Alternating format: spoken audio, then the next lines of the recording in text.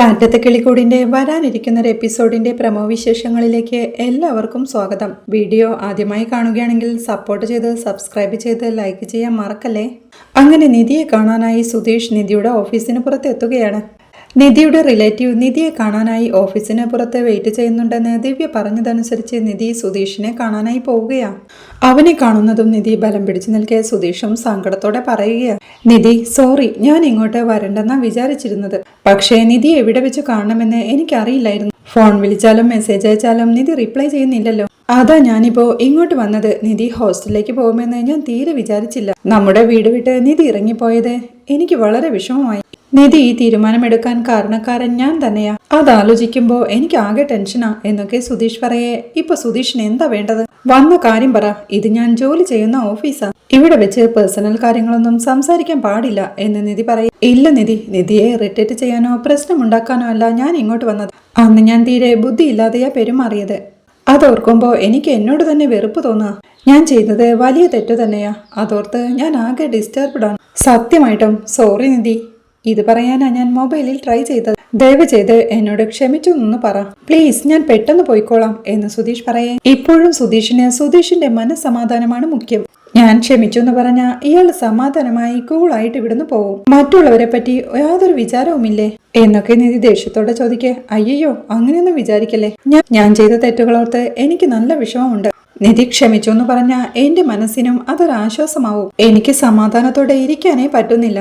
ആകെ വല്ലാത്തൊരവസ്ഥയിലാണെന്ന് സുധീഷ് പറയേ. അതല്ലേ ഞാനിപ്പോ പറഞ്ഞത്. സുധീഷിന്റെ സമാധാനം മാത്രമാണ് പ്രധാനം. മറ്റുള്ളവരെ പറ്റി യാതൊരു ചിന്തയുമില്ല. ക്ഷമിക്കാനൊന്നും കഴിയില്ല എന്ന് നിധി തീർത്തു പറയേ. നോക്കു നിധി, ഞാൻ എന്തു ചെയ്താലാ നിധി എന്നോട് ക്ഷമിക്കുക എന്ന് സുധീഷ് വീണ്ടും ചോദിക്കുന്നുണ്ട്. സുധീഷ് ചെയ്ത പ്രവൃത്തി ക്ഷമിക്കാൻ പറ്റാവുന്നതല്ല എന്ന് നിധി തീർത്തു പറയുകയാണ്. സുധീഷ് വീണ്ടും വാദിക്കാൻ ശ്രമിക്കുന്നുണ്ടെങ്കിലും ഇതിൽ കൂടുതൽ സുധീഷ് യാതൊന്നും പറയേണ്ട ആവശ്യമില്ല. ഇങ്ങനെ അടിക്കടി ഓഫീസിൽ വന്ന് ഡിസ്റ്റർബ് ചെയ്യല്ലേ.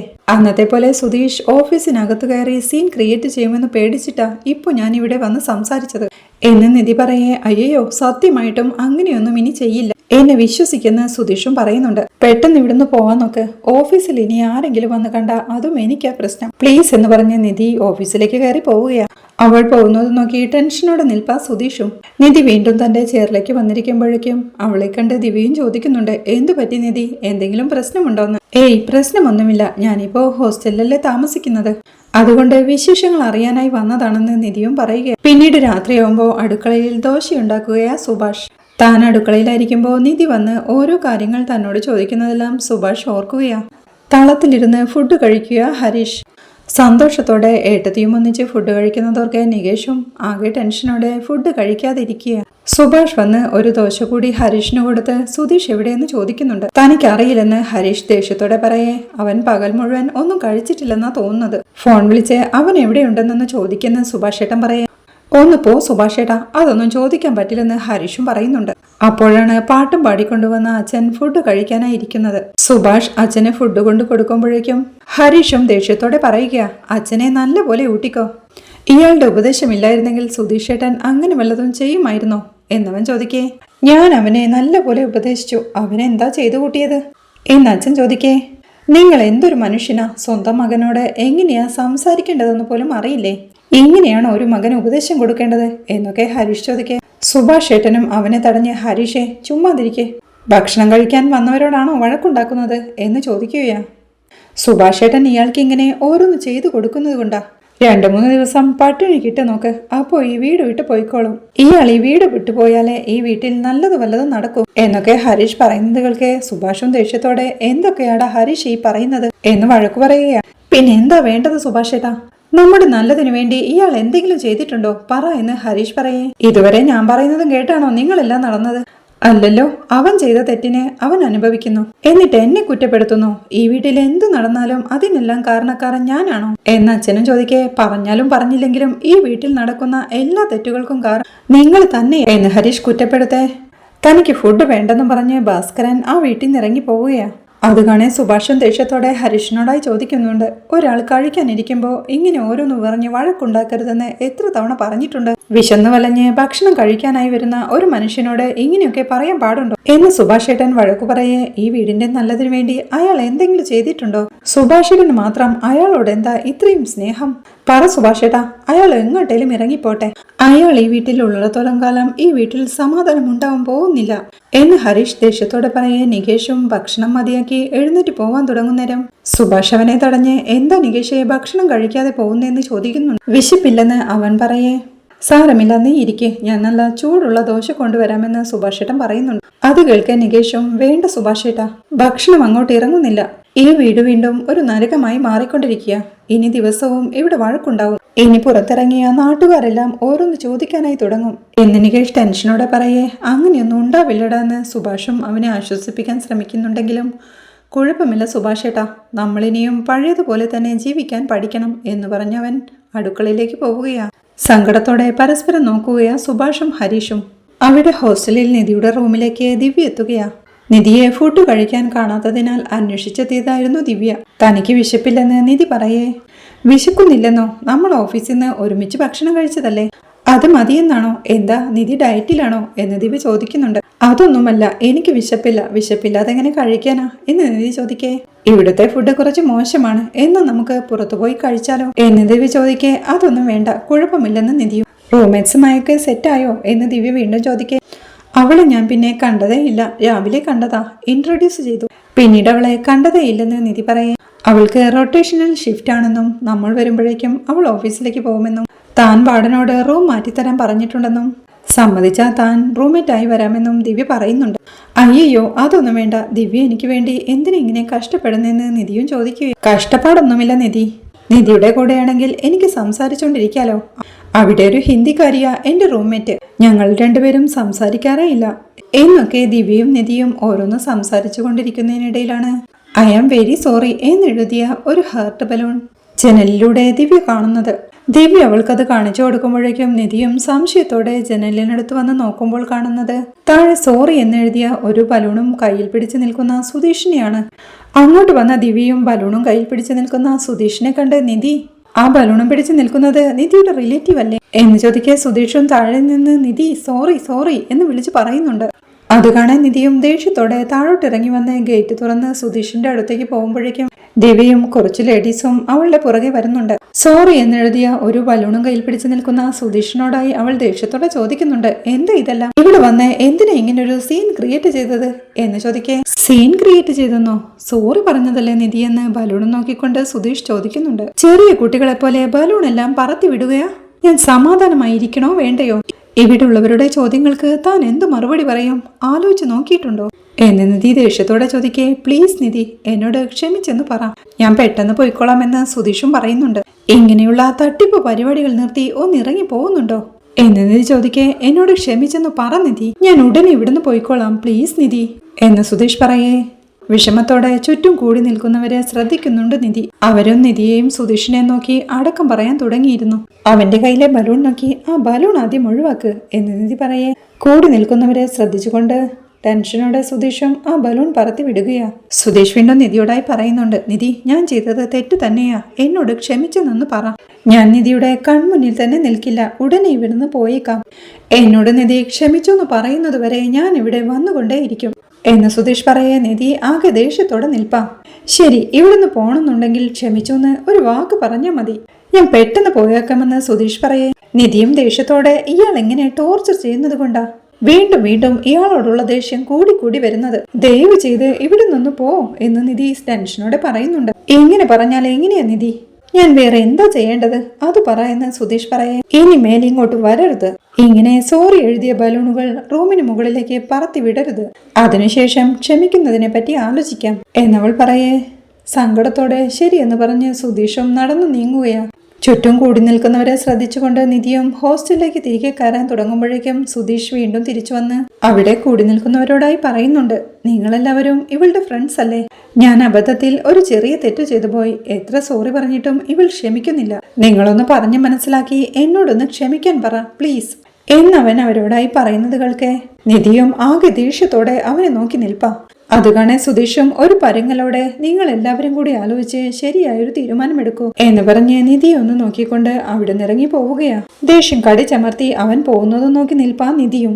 പിന്നീട് റൂമിൽ ടെൻഷനോടെ ഇരിക്കുന്ന നിധിയാണ് കാണിക്കുന്നത്. അരികെ തന്നെ ദിവ്യയും ഇരിപ്പുണ്ട്. ഹോസ്റ്റലിലെ ചില കൂട്ടുകാരികളും ആ റൂമിൽ തന്നെ നിൽപ്പുണ്ട്.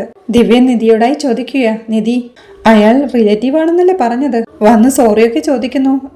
എന്തെങ്കിലും തെറ്റ് ചെയ്തോ എന്ന് ചോദിക്കേ. അവിടെയുള്ള ഒരു ഫ്രണ്ടും ചോദിക്കുന്നുണ്ട്, പാവം ബലൂണിലൊക്കെ സോറി എഴുതി വിട്ടിരിക്കുന്നു, ബോയ് ഫ്രണ്ട് ആണോ എന്ന്. ബോയ് ഫ്രണ്ട് ഒന്നും അല്ലെന്ന് നിധി പറയേ. അതാണെന്ന് തോന്നുന്നു. നിധിയെ ഇംപ്രസ് ചെയ്യാനായി ബലൂണിൽ സോറി എല്ലാം എഴുതി വിട്ട് പറത്തിവിടുന്നു. ക്ഷമിക്കാമായിരുന്നില്ലേ എന്നവൾ ചോദിക്കേ. ശരി ശരി, നിങ്ങളെല്ലാം പോയിക്കോ, ഇക്കാര്യം ഞാൻ നോക്കിക്കോളാം എന്ന് പറഞ്ഞ് ദിവ്യ അവരെ എല്ലാവരെയും അവിടുന്ന് പറഞ്ഞയക്കുകയാണ്. അവർ പോയി കഴിയുമ്പോഴേക്കും ദിവ്യ വീണ്ടും ചോദിക്കുന്നുണ്ട്, അത് നിങ്ങളുടെ റിലേറ്റീവ് ആണെന്നല്ലേ പറഞ്ഞത്? എന്നിട്ട് വീണ്ടും ഇയാളെ തേടി തേടി വരുന്നു. എന്താ നിധി അയാൾ പ്രപ്പോസ് ചെയ്തോ, അതുകൊണ്ടാണോ വീട് വിട്ട് ഇറങ്ങി പോകുന്നത് എന്ന് ദിവ്യ ചോദിക്കേ. അങ്ങനെയൊന്നുമില്ല ദിവ്യ, നിങ്ങൾ വിചാരിക്കുന്നത് പോലെ ഒന്നുമില്ല. പ്ലീസ് ഇതേപ്പറ്റി ഇനിയൊന്നും സംസാരിക്കേണ്ടെന്ന് നിധി ടെൻഷനോടെ പറയേ. അത് സമ്മതിച്ച് ദിവ്യയും ആ റൂമിൽ നിന്ന് ഇറങ്ങി പോവുകയാ. വീണ്ടും ടെൻഷനോടെ നിധി അവിടെ നിന്ന് എഴുന്നേറ്റ് ജനലിനരികിലേക്ക് ചെന്ന് സുധീഷ് അവിടെ നിൽപ്പുണ്ടോന്ന് നോക്കുകയാ.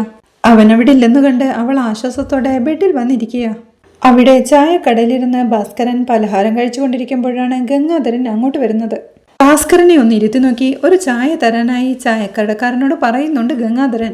അത് കേൾക്കെ ഭാസ്കരനും താനാണ് ആദ്യം ചോദിച്ചതെന്നും തനിക്ക് തന്നിട്ടേ വേറൊരുത്തന് കൊടുക്കാവൂ എന്ന് പറയേ. വഴക്കുണ്ടാക്കാതെ നിങ്ങൾക്ക് രണ്ടുപേർക്കും ഞാൻ ഒന്നിച്ചു തരാമെന്ന് പറഞ്ഞ് ഭാസ്കരനും ഗംഗാധരനും ചായ കൊടുക്കുന്നുണ്ട് അയാൾ. അവർ രണ്ടുപേരും ചായ കുടിച്ചുകൊണ്ടിരിക്കുമ്പോഴാണ് സുഭാഷ് അങ്ങോട്ട് വന്ന് 2 ബിസ്ക്കറ്റ് പാക്കറ്റ് ചോദിക്കുന്നത്. എന്താ സുഭാഷേ, സുധീഷിന്റെ ഭാര്യ വീട് വിട്ടു പോയോ എന്ന് ചായക്കടക്കാരൻ ചോദിക്കുന്നതുകൾക്ക് വല്യച്ഛനും പരിഹാസത്തോടെ ചിരിക്കുന്നുണ്ട്. അങ്ങനെയൊന്നും ഇല്ലേട്ടാന്ന് സുഭാഷ് പറയേ. നീ വെറുതെ പറയണ്ട, ആ പെണ്ണ് വീട് വിട്ടു പോയെന്നാണല്ലോ കേട്ടത് എന്ന് ചായക്കടക്കാരനും ചോദിക്കുന്നുണ്ട്. അതുകൾക്ക് അവിടെ ഇരുന്ന ഒരാളും പറയുന്നുണ്ട്, അതെ അതെ, ആ പെണ്ണിപ്പോ വീട്ടിലില്ല, സുഭാഷ് എന്തോ മറയ്ക്കാൻ ശ്രമിക്കുകയാണെന്ന്. അതുകൾക്ക് ആകെ ടെൻഷനോടെ സുഭാഷും ചേട്ടാ വേഗം 2 ബിസ്ക്കറ്റ് തന്നേ എന്ന് ചോദിക്കേ. ഇപ്പൊ തരാമെന്ന് പറഞ്ഞ് അതെടുത്തു കൊടുത്തുകൊണ്ട് ആ പെണ്ണ് വീട് വിട്ട് പോയോ എന്ന് ചായക്കടക്കാരൻ വീണ്ടും അയാളോടായി ചോദിക്കുന്നുണ്ട്. അതെ എന്ന് അയാൾ പറയേ. ആ പെണ്ണിന്റെ സ്വന്തം നാട് എവിടെയാന്ന് അയാൾ വീണ്ടും ചോദിക്കുക. തക്കലയിലാണെന്ന് അയാൾ പറയേ. അതെയോ, തക്കലയിലേക്ക് തിരികെ പോയോ? ഞാനും വിചാരിച്ചതാ ഇത്രയും കാലം ആ പെണ്ണ് ആ വീട്ടിൽ എങ്ങനെയാ പിടിച്ചു നിൽക്കുന്നതെന്ന്. ഇപ്പൊ ഇറങ്ങിപ്പോയല്ലോ എന്ന് ചായക്കടക്കാരൻ ചോദിക്കേ. ഗംഗാധരനും പരിഹസിച്ച് ചിരിക്കുന്നത് ദേഷ്യത്തോടെ ഭാസ്കരനും ശ്രദ്ധിക്കുകയാ. ഗംഗാധരൻ അപ്പോഴേക്കും ചിരിയോടെ ഭാസ്കരനോടായി ചോദിക്കുന്നുണ്ട്, ഈ നാട് മുഴുവൻ വിളിച്ചു വരുത്തി റിസപ്ഷൻ നടത്തിയതല്ലേ? അങ്ങനെ നടത്തിയ ആ പെണ്ണ് നിന്റെ വീട്ടിൽ നിൽക്കുമെന്ന് വിചാരിച്ചോ? ആ വീടിന്റെ രാശി അതാ എന്നൊക്കെ പറഞ്ഞ് എല്ലാവരും കൂടി പൊട്ടിച്ചിരിക്കെ സുഭാഷും തന്റെ ബാലൻസ് ക്യാഷ് പെട്ടെന്ന് വാങ്ങിക്കൊണ്ട് അവിടുന്ന് പോവുകയാണ്. അവന്റെ ആ പോക്കു കണ്ട് അവനെ പരിഹസിച്ച് ഗംഗാധരൻ പൊട്ടിച്ചിരിക്കുമ്പോഴേക്കും അവനല്ലേ മറുപടി പറയാതുള്ളൂ. എനിക്ക് മറുപടി പറയാനുണ്ടല്ലോ, പറയട്ടെ എന്ന് ഭാസ്കരനും ചോദിക്കുന്നുണ്ട്. എന്ത് മറുപടിയാ ഉള്ളത് എന്ന് ഗംഗാധരൻ ചോദിക്കേ. മറുപടിയുണ്ട്, എല്ലാത്തിനും മറുപടി ഉണ്ടെന്ന് പറഞ്ഞ് ഭാസ്കരൻ അവിടെ നിന്ന് എഴുന്നേറ്റ് ഗംഗാധരനെ മാറ്റി നിർത്തി പതിയെ ചോദിക്കുന്നുണ്ട്, എന്റെ മരുമകൾ വീട് വിട്ട് പോയത് അവിടെ നിൽക്കട്ടെ, നിന്റെ മരുമകൾ അവിടെ നന്നായി ജീവിക്കണോ വേണ്ടയോ എന്ന് നീ തീരുമാനിക്കേ എന്ന് പറയുന്നത് കേൾക്കേ. ആവശ്യമില്ലാത്ത കാര്യങ്ങൾ സംസാരിക്കാതെ എന്നൊരു പരുങ്ങലോടെ ഗംഗാധരനും പറയുകയാ. ഞാനാണ് ഇപ്പോൾ തെറ്റു ചെയ്തത്. ഇത്രയും സമയം നീ ആവശ്യമില്ലാതെ ഓരോന്ന് പറഞ്ഞുകൊണ്ടിരിക്കുകയല്ലായിരുന്നോ? നീ ശബ്ദമുയർത്തി സംസാരിക്കുമ്പോൾ എനിക്ക് സംസാരിക്കാൻ പാടില്ലേ? നിന്റെ മരുമകൾ കല്യാണത്തിന്റെ തലേദിവസം രാത്രി എന്റെ വീട്ടിലേക്ക് വന്ന് എന്റെ മോനെ കല്യാണം കഴിക്കുമെന്നും പറഞ്ഞ് ഒറ്റക്കാലിൽ നിന്നതല്ലേ? ആ രഹസ്യം ഞാൻ ഇവിടെ നിന്ന് പറയണോ അതോ നടു റോട്ടിൽ നിന്ന് വിളിച്ചു പറയണോ? അതിനുശേഷം എന്റെ വീടിനെ കുറിച്ചല്ല നാട്ടുകാർ പറയാ, നിങ്ങളുടെ മരുമകളുടെ സ്വഭാവ ദൂഷ്യത്തെക്കുറിച്ചാ പറയട്ടെ എന്ന് ഭാസ്കരൻ വിളിച്ചു ചോദിക്കുമ്പോഴേക്കും കടയിലുള്ളവരെല്ലാം അവരെ ശ്രദ്ധിക്കുകയാ. ഗംഗാധരനും പരിഭ്രമത്തോടെ അക്കാര്യം പറഞ്ഞാലുണ്ടല്ലോ ഞാൻ വെറുതെ ഇരിക്കുമെന്ന് വിചാരിക്കണ്ട എന്ന് ഗംഗാധരനും ഭീഷണിപ്പെടുത്തുന്നുണ്ട്. അവർ തമ്മിൽ രഹസ്യമായി സംസാരിക്കുന്നത് കണ്ട് ചേട്ടനും അനിയനും തമ്മിൽ എന്താ ഒരു രഹസ്യ സംസാരം എന്ന് ചായക്കടയിലുള്ള ഒരാൾ വിളിച്ചു ചോദിക്കുന്നുണ്ട്. അതൊന്നുമില്ല, ഒരു ചെറിയ തർക്കം. എന്റെ വീടിനെ കുറിച്ചുള്ള കഥകളെക്കാൾ കുറച്ചുകൂടി സൂപ്പറാ. എന്താ നിങ്ങൾക്ക് കേൾക്കാൻ താല്പര്യമുണ്ടോ എന്ന് ഭാസ്കരൻ ചോദിക്കേ. ആ പറ എന്ന് നാട്ടുകാരനും. എന്താ ബ്രോ, ഞാൻ പറയട്ടെ ബ്രോ എന്ന് ഭാസ്കരൻ ചോദിക്കേ. ചുമ്മാതിരിക്കടാ, അവനെ ഒരു കിറുക്കനാ, അവൻ പറയുന്നതാണോ കേൾക്കാൻ പോകുന്നത് എന്ന് ഗംഗാധരനും ചോദിക്കുന്നുണ്ട്. എന്താ ഞാൻ കിറുക്കനാണെന്നോ? നടന്നതെല്ലാം ഞാൻ പറഞ്ഞാലുണ്ടല്ലോ, എല്ലാ കാലത്തും ഞാനിങ്ങനെ ചുമ്മാ നടക്കുമെന്ന് വിചാരിക്കണ്ട. ഇതുപോലെ ഇനിയും ഓരോന്ന് പറഞ്ഞ് മെക്കിട്ട് കയറാൻ വന്നാലുണ്ടല്ലോ, നടന്ന കഥ ഇവിടെയും പറയും, അശ്വിന്റെ വീട്ടിലും പോയി പറയും. അതിനുശേഷം നിന്റെ അനിയത്തിയുടെ കുടുംബം ആകെ നാറും. അക്കാര്യം മാത്രമേ നാട്ടുകാർക്ക് സംസാരിക്കാനും ഉണ്ടാവൂ. സൂക്ഷിച്ചോ, കെയർഫുൾ ആയിരിക്കണം. ബി കെയർഫുൾ, അല്ലെങ്കിൽ you will see my real face. Okay എന്ന് ഭാസ്കരൻ പറയേ ഗംഗാധരനും ഒരു പതർച്ചയോടെ അത് സമ്മതിക്കുകയാണ്. ചായക്കടക്കാരനോട് പറ്റെഴുതിക്കോന്നും പറഞ്ഞ് ഭാസ്കരൻ തന്റെ സൈക്കിളും എടുത്ത് അവിടുന്ന് പോവുകയാണ്. സുഭാഷ് ജോലിക്ക് ഇറങ്ങാൻ തുടങ്ങുമ്പോഴാണ് തളത്തിൽ അപ്പോഴും എണീക്കാതെ കിടക്കുന്ന നികേഷിനെ കാണുന്നത്. മൊബൈലിൽ നോക്കിക്കൊണ്ട് സുധീഷും അവിടെ തന്നെ ഒരു ചെയറിലിരിപ്പുണ്ട്. നികേഷെ എന്തു പറ്റി, വയ്യേ എന്ന് ചോദിച്ച് സുഭാഷ് അവനെ തൊട്ടു നോക്കുമ്പോഴേക്കും നല്ല പനിയാണെന്ന് കണ്ട് സുഭാഷ് അവന് ടാബ്ലറ്റ് എടുത്ത് കുടിക്കാൻ കൊടുക്കുകയാ. അപ്പോഴേക്കും ജോലിക്ക് പോവാൻ റെഡിയായി ഹരീഷും അങ്ങോട്ട് എത്തുന്നുണ്ട്. എന്തു പറ്റി സുഭാഷ് ഏട്ടാ എന്ന് ഹരീഷ് ചോദിക്കേ. ചുമ്മാ കിടക്കുകയാണെന്നാ വിചാരിച്ചത്, നോക്കിയപ്പോ നല്ല പനിയുണ്ടെന്ന് ടെൻഷനോടെ സുഭാഷ് ഏട്ടൻ പറയും. നിനക്കെന്താ ഇടയ്ക്കിടെ പനി വരുന്നതെന്ന് ഹരീഷും ചോദിക്കുന്നുണ്ട്. വീട്ടിൽ എന്തെങ്കിലും പ്രശ്നമുണ്ടായ അപ്പോ ഇവന് പനി ഉണ്ടാകുമെന്ന് സുഭാഷ് ഏട്ടനും. നിധി ഇപ്പോ വീട്ടിൽ നിന്ന് ഇറങ്ങി പോയില്ലേ, അതിന്റെ ടെൻഷനിലായി പനി വന്നതെന്ന് സുഭാഷ് ഏട്ടൻ പറയേ. ടാബ്ലറ്റ് വല്ലതും വാങ്ങിക്കണോ എന്ന് ഹരീഷ് ചോദിക്കുന്നുണ്ട്. ടാബ്ലറ്റ് ഇപ്പോൾ കൊടുത്തതേ ഉള്ളൂ, കുറച്ചു കഴിയുമ്പോൾ മാറിക്കൊള്ളുമെന്ന് സുഭാഷ് ഏട്ടൻ പറയേ. ഹരീഷ് സുഭാഷിനോട് യാത്ര പറഞ്ഞ് ജോലിക്ക് പോവുകയാണ്. താനിന്ന് ജോലിക്ക് പോകുന്നില്ലെന്നും നികേഷിനെ കൂട്ടിരിക്കാമെന്നും സുഭാഷ് പറയുന്നുണ്ടെങ്കിലും അതൊന്നും വേണ്ട, സുഭാഷ് ഏട്ടൻ ജോലിക്ക് പോയിക്കോ എന്ന് നികേഷും പറയുന്നുണ്ട്. അത് കേൾക്കുന്ന സുധീഷും ഞാൻ ഇന്ന് വീട്ടിലുണ്ടല്ലോ, ഞാൻ നോക്കിക്കോളാം എന്ന് പറയുന്നുണ്ടെങ്കിലും അതൊന്നും വേണ്ട, ഞാൻ നോക്കിക്കോളാം എന്ന് സുഭാഷ് ഏട്ടനും. സുഭാഷ് ഏട്ടാ ഞാനിപ്പോ ജോലിക്കൊന്നും പോകുന്നില്ലല്ലോ, ഞാൻ നോക്കിക്കോളാം അവൻ എന്ന് സുധീഷ് വീണ്ടും പറയേ. ഇല്ല സുധീഷേ, നിനക്കതൊന്നും അറിയില്ലെന്ന് സുഭാഷും. ഇവനെന്താ ചെറിയ കുട്ടിയൊന്നുമല്ലല്ലോ, പനിയല്ലേ, പനി കൂടുന്നുണ്ടോന്ന് നോക്കണം, സമയാസമയം മരുന്ന് കൊടുക്കണം, അത്രയല്ലേ ഉള്ളൂ, ഞാൻ നോക്കിക്കോളാം സുഭാഷ് ഏട്ടാ, സുഭാഷ് ഏട്ടൻ ജോലിക്ക് പോയിക്കോ എന്ന് സുധീഷ് പറയാ. ടെൻഷനോടെ നന്നായി നോക്കുമോ സുധീഷേ എന്ന് സുഭാഷൻ ചോദിക്കുന്നുണ്ട്. എന്താ സുഭാഷ് ഏട്ടാ, എന്നെ വിശ്വാസം വരുന്നില്ലേ, ഇക്കാര്യത്തിലെങ്കിലും എന്നെ ഒന്ന് വിശ്വസിക്കേ, ഞാൻ നോക്കിക്കോളാം, സുഭാഷ് ഏട്ടൻ പോയിക്കോ എന്ന് സുധീഷ് പറയേ. നികേഷിനോട് നന്നായി റെസ്റ്റ് എടുക്കണമെന്ന് പറഞ്ഞ് നികേഷിനെ നന്നായി ശ്രദ്ധിക്കണമെന്ന് സുധീഷിനെ വീണ്ടും ഓർമ്മിപ്പിച്ച് സുഭാഷ് ഏട്ടൻ പോവാൻ തുടങ്ങി. സുഭാഷ് ഏട്ട എന്ന ടെൻഷനോടെ സുധീഷ് വിളിക്കുന്നുണ്ട്. എന്താണെന്ന് സുഭാഷ് ചോദിക്കേ. നിധി വിളിച്ചിരുന്നോ എന്ന് സുധീഷ് ചോദിക്കുന്നുണ്ട്. ഇല്ലെന്ന് പറഞ്ഞ് സുഭാഷ് ജോലിക്കായി പോവുകയാണ്. അവൻ പോയി കഴിയുമ്പോഴേക്കും സുധീഷും നികേഷിന്റെ അരികിലേക്ക് ഇരുന്ന് അവന് ചൂടുണ്ടോന്നൊക്കെ തൊട്ടു നോക്കി. നല്ല പനിയുണ്ടല്ലോ നികേഷെ, വീട്ടിലൊരു പ്രശ്നം വന്നാ ഉടനെ നിനക്ക് പനി വരുന്നത് എങ്ങനെയാടാ നികേഷെ എന്ന് ചോദിക്കേ. ഒന്നും മിണ്ടാതെ ടെൻഷനോടെ ഇരിക്കുക നികേഷും. ശരി അത് വിട്, നല്ല ചൂടുണ്ടല്ലോ, ഒരു ചായ ഉണ്ടാക്കി തരട്ടെ എന്ന് സുധീഷ് ചോദിക്കേ. ചായ ഒന്നും ഇപ്പൊ വേണ്ട എന്ന് നികേഷും. അല്ല നികേഷെ, നിധി നിന്നെ എങ്ങാനും വിളിച്ചിരുന്നോ എന്ന് സുധീഷ് അവനോടായി ചോദിക്കുന്നു. അവനൊന്നും മിണ്ടാതെ ഇരിക്കുന്നുണ്ട്. എടാ നികേഷെ, നിന്നോടല്ലേ ചോദിച്ചത് എന്ന് സുധീഷ് വീണ്ടും ചോദിക്കേ. ഇല്ലെന്ന് നികേഷ് പറയുന്നുണ്ട്. അത് കേൾക്കെ ടെൻഷനോടെ ഒരു നിമിഷം ഇരുന്ന് ശരി നീ അവളെ ഒന്ന് വിളിച്ചു നോക്ക് എന്ന് പറഞ്ഞ് മൊബൈൽ എടുത്തു കൊടുക്കുക സുധീഷ്. എന്തിന് എന്ന് നികേഷ് ചോദിക്കേ. ചുമ്മാ വിളിക്കടാ, വീഡിയോ കോൾ ചെയ്യേ എന്ന് പറഞ്ഞ് മൊബൈൽ അവന്റെ കയ്യിലേക്ക് കൊടുക്കുമ്പോഴേക്കും എന്തിന് എന്ന് നികേഷും ചോദിക്കുന്നുണ്ട്. ഫോണിൽ വിളിച്ച് നിനക്ക് സുഖമില്ലെന്ന് പറ, നിനക്ക് അസുഖമാണെന്നറിഞ്ഞ അവൾ ഉടനെ ഓടിയെത്തും എന്ന് സുധീഷ് പറയേ. ഞാൻ അതൊന്നും വിളിച്ച് പറയില്ലെന്ന് നികേഷും. പ്ലീസ് നികേഷെ, ഒന്ന് വിളിച്ചു പറയടാ, നീ വിളിച്ചു പറഞ്ഞ അവൾ ഉടനെ നമ്മുടെ വീട്ടിലേക്ക് വരും എന്ന് സുധീഷ് വീണ്ടും പറയേ. ഒന്ന് പോകുന്നുണ്ടോ സുധീഷ് ഏട്ടാ, നിങ്ങളെ കാണുമ്പോഴേ ദേഷ്യം വരും. സുധീഷ് ഏട്ടന് സുധീഷ് ഏട്ടന്റെ കാര്യം മാത്രമേ ഉള്ളൂ, സുധീഷ് ഏട്ടനെ കാണണമെങ്കിൽ പോയി കണ്ടിട്ട് വാ, നിങ്ങളെപ്പോലെ ഡ്രാമ കളിക്കാനൊന്നും എന്നെ കിട്ടില്ല എന്നവൻ പറയേ. എടാ അവള് പോയത് കൊണ്ടല്ലേ നിനക്ക് പനി പിടിച്ചത്, നിന്റെ ടെൻഷൻ മാറിക്കോട്ടെ എന്ന് കരുതിയല്ലേ പറഞ്ഞത് എന്ന് സുധീഷും പറയുന്നുണ്ട്. നിങ്ങളെക്കുറിച്ച് എനിക്ക് അറിയാം സുധീഷ് ഏട്ടാ, അഭിനയം, ഒന്ന് എണീറ്റ് പോകുന്നുണ്ടോ അവിടുന്ന് എന്ന് നികേഷ് ദേഷ്യത്തോടെ പറയേ. അതേടാ ഞാൻ പോയിക്കോളാം, നീ എന്താ ചെറിയ കുട്ടിയാണല്ലോ, എന്തു നടന്നാലും അപ്പു പനി വരും, ഇവനെ നോക്കാനാണോ ഒരാള് എന്ന് പറഞ്ഞ് സുധീഷ് അവിടെ എഴുന്നേറ്റ് കസേരയിൽ ചെന്ന് മൊബൈൽ നോക്കിയിരിപ്പാ. തളർച്ചയോടെ നികേഷ് വീണ്ടും കിടക്കുകയാ. അവിടെ മെക്കാനിക്കൽ ഷോപ്പിൽ സുധീഷും ടിറ്റോയും ചായ കുടിച്ചുകൊണ്ടിരിക്കുമ്പോഴാണ് നീതുവിന്റെ കോൾ വരുന്നത്. ഹരീഷ് ആ കോൾ അറ്റൻഡ് ചെയ്ത് ഓരോ കൊച്ചു വർത്തമാനം പറഞ്ഞുകൊണ്ടിരിക്കുന്നതിനിടയിലാണ് ഒരു ലേഡി അങ്ങോട്ട് വന്ന് തന്റെ സ്കൂട്ടി കംപ്ലൈന്റ് ആയെന്നും പെട്ടെന്ന് നന്നാക്കി തരാമോ എന്നും ചോദിക്കുന്നത്. അത് കേൾക്കെ ഹരീഷ് പെട്ടെന്ന് ആ കോൾ കട്ട് ചെയ്ത് അവരുടെ സ്കൂട്ടി നോക്കാനായി പോവുകയാ. ഹരീഷ് ഒരു ലേഡിയോട് സംസാരിക്കുന്നത് മൊബൈലിലൂടെ കേട്ട നീതുവും അസ്വസ്ഥതയോടെ അവന്റെ മൊബൈലിലേക്ക് കുറെ തവണ വിളിക്കുന്നുണ്ടെങ്കിലും ഹരീഷ് ആ ലേഡിയോട് ഓരോ വർത്തമാനങ്ങളൊക്കെ പറഞ്ഞ് വണ്ടി റിപ്പയർ ചെയ്തുകൊണ്ടിരിക്കുക. ഹരീഷ് കോൾ എടുക്കുന്നില്ലെന്ന് കണ്ട് നീതു അപ്പോൾ തന്നെ ഹരീഷിന്റെ മെക്കാനിക്കൽ ഷോപ്പിലേക്ക് എത്തുന്നുണ്ട്. ദേഷ്യത്തോടെ അവളൊരു സ്റ്റൂളിലിരുന്ന് അവന്റെ വർത്തമാനവും റിപ്പയറിങ്ങും എല്ലാം ശ്രദ്ധിച്ച് ദേഷ്യത്തോടെ നോക്കിയിരിപ്പാ. വണ്ടി റിപ്പയർ ചെയ്തു കഴിഞ്ഞ് ഹരീഷ് ഒരു ടെസ്റ്റ് ഡ്രൈവ് നടത്തി ആ ലേഡിയോടും ഓടിച്ചു നോക്കാനായി പറയുകയാ. അവർ തമ്മിൽ ഇടപഴകുന്നതൊന്നും നീതുവിനത്ര പിടിക്കുന്നില്ല. ടെസ്റ്റ് ഡ്രൈവ് നടത്തി തിരികെ എത്തുന്ന അവർ ക്യാഷ് എത്രയായി എന്ന് ചോദിക്കേ. ക്യാഷ് ഒന്നും വേണ്ടെന്ന് ഹരീഷ് പറയേ. ആ ലേഡി സന്തോഷത്തോടെ ഹരീഷിനോട് യാത്ര പറഞ്ഞ് വണ്ടി എടുത്തു പോവുകയാ. അക്കാര്യവും പറഞ്ഞ് നീതു അവനോട് വഴക്കടിക്കേ. സഹിക്കാനാവാതെ അവളോട് ദേഷ്യത്തോടെ ആ കടയിൽ നിന്ന് ഇറങ്ങിപ്പോവാൻ പറയുന്നുണ്ട് ഹരീഷ്. ഇനി കടയിലേക്ക് വരില്ലെന്ന് പറഞ്ഞ് നീതുവും സങ്കടത്തോടെ ഇറങ്ങി പോവുകയാണ്. നീതുവിനോട് എന്തിനാ ഇങ്ങനെ ദേഷ്യപ്പെട്ടെന്ന് ടിറ്റോ ചോദിക്കേ. 2 ദിവസം നല്ലതുപോലെ ഇരിക്കും, 3-ാമത്തെ ദിവസം ആകെ കലിപ്പായിരിക്കും എന്ന് പറഞ്ഞ് ടെൻഷനോടെ നിൽപ്പ ഹരീഷും. അവിടെ ഓഫീസിലായിരുന്ന നിധിക്ക് സുഭാഷ് ഏട്ടന്റെ കോൾ വരുന്നുണ്ട്. അവൾ ആ കോൾ അറ്റൻഡ് ചെയ്യുമ്പോഴേക്കും മോളെ നിധി എങ്ങനെ ഇരിക്കുന്നു എന്ന് സുഭാഷ് ഏട്ടൻ ചോദിക്കുന്നുണ്ട്. നന്നായിരിക്കുന്നു സുഭാഷ് ഏട്ടാ. സുഭാഷ് ഏട്ടൻ എങ്ങനെ ഇരിക്കുന്നു എന്ന് നിധി ചോദിക്കേ. ഞാനും നന്നായിരിക്കുന്നു മോളെ. ജോലി സമയത്ത് കോൾ ചെയ്തത് ഡിസ്റ്റർബ് ആയോ എന്ന് സുഭാഷ് ഏട്ടനും ചോദിക്കുന്നു. അങ്ങനെയൊന്നുമില്ല സുഭാഷ് ഏട്ട എന്ന് നിധി പറയേ. ആദ്യമായി ഹോസ്റ്റലിലേക്ക് പോയതല്ലേ, മോൾ അവിടെ സെറ്റായോ എന്ന് അറിയാൻ വേണ്ടി വിളിച്ചതാ എന്ന് സുഭാഷ് ഏട്ടൻ പറയേ.